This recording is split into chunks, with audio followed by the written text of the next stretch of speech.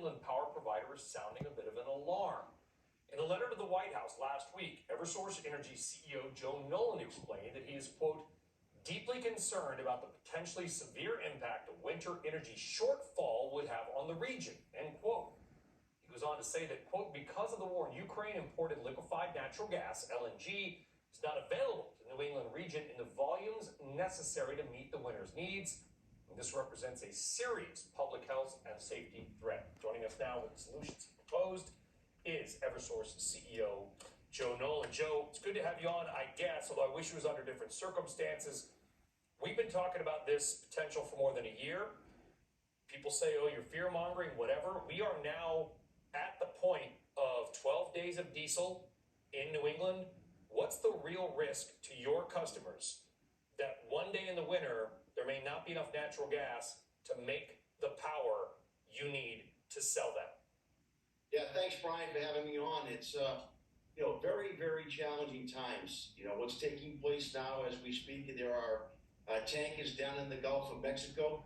They're filling up with American LNG and they're leaving for ports around the world, not in America, unfortunately. And then if we want to get LNG in the Northeast, they're coming from Trinidad and Tobago. We can't get domestic LNG moving in and out of the ports.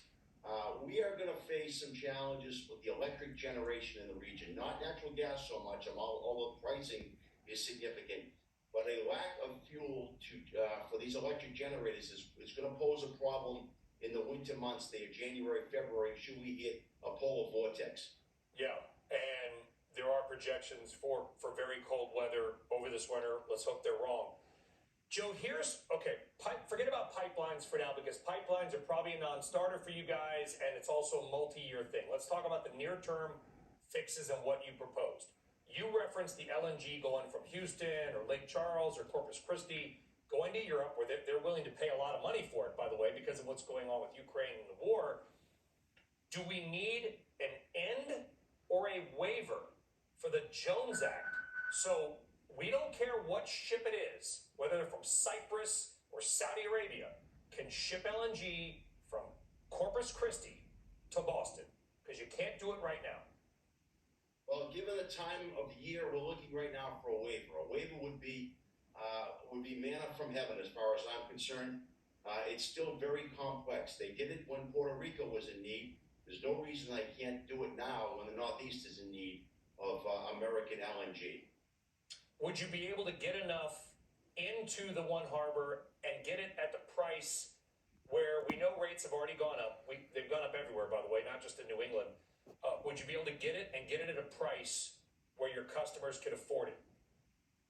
I absolutely feel that we would be able to. Now, this would be a burden on electric customers because we already, we store 20 to 25 days of fuel for our natural gas customers in tanks in and around the New England area. So this would strictly be for generators in the area that needs to provide electricity. The alternative is rolling blackouts.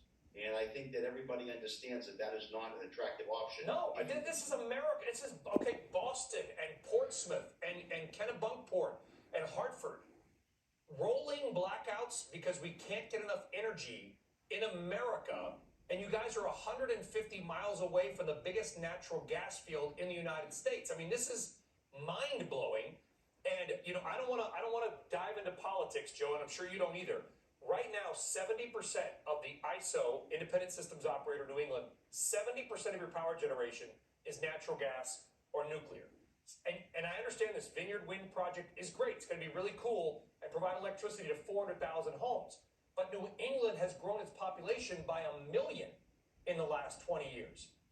It doesn't feel like what we hear is the reality from what's actually occurring. You're absolutely right. I mean, the biggest challenge we have is that the wind doesn't always blow and the sun doesn't always shine. These are intermittent resources, and we need to have battery storage in the area. We deployed a battery out in Provincetown, which allows us to carry 11,000 customers for several hours should an outage occur. That's the type of advances that we need if we're going to bring in the level of renewable energy that we're really targeting at this point. Yeah, and I want to be clear on what you just said, and it's cool. Again, this renewables are awesome. The technology is very cool, and they create jobs. But even the best battery storage is what, 12 hours max? Just like a cell phone. It's no different. Correct. So you can generate a bunch of wind power offshore. Everybody generates it at the same time because you generate it when the wind blows, right? Or the sun shines. You try to store it, you got to use it or you lose it. I mean, this doesn't seem like a long-term solution. Why aren't we talking more about nuclear? We're talking about taking nuclear out instead of putting nuclear in. Well, nuclear power, is going through its, changes right now. I do see opportunities there, and and certainly when we meet as an industry, there's been a lot of talk around it. So I wouldn't lose hope on the nuclear power option, Brian. So what is, in 5 years from now, Joe, what do? We can't have this every year. Well, you'll have significant offshore wind at that point, and I'm sure that the battery technology will be in position as well. So I don't think, I'm not worried about 5 years. I'm worried about the next 2 years. Just being able to get through this difficult and challenging time. It is, and what does it mean for customers and prices? We know they've already gone up. It's not your fault. I mean, you guys are regulated. You have to buy your input costs, like you said, at the cost that's available. What's going to mean for Bostonians? Yeah, the pricing is such a challenge for our customers, and folks are seeing pricing anywhere from 15 to 40% for the commodity portion. That's with the gas or the electricity. And it's very, very difficult for them, and there's really no need for it, given how close and how much domestic LNG we have, as well as even just opening the diesel reserves, getting diesel up here for these fossil fuel plants. I mean, the government has a significant petroleum reserve, and let's bring some of that up to the region and help folks. They did it during Superstorm Sandy, and they can certainly do it now. 12 days of diesel in New England right now. I think that's the lowest it's been in decades.